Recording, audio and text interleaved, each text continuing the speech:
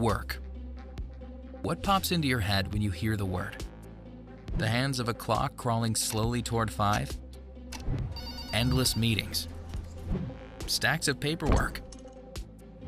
Just hanging on for the weekend? For that next paycheck? Or maybe it's the thrill of success. Closing the deal. Hitting your numbers. Finding the thing you were born to do. Whether you love your career or hate it, or more likely land somewhere in between, one thing is certain: you'll spend a huge portion of your life at work.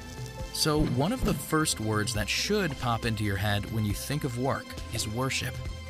As Christians, if we aren't on staff at a church or out on the mission field, sometimes we feel that we aren't truly doing God's work.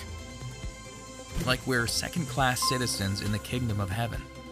But God makes it clear that whatever our hands find to do, we should do it with all our might. We work with all our hearts, as for the Lord and not for men. We're called to worship God with our work, whatever it may be.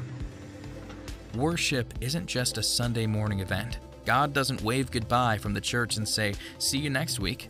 He's always with us, and every aspect of life is an opportunity to bring Him glory. For most of us, our workplace is one of the primary places we can put our faith into action. We work to fulfill our God-given responsibility to provide for our families, to financially support our local church, and the advance of God's kingdom at home and abroad.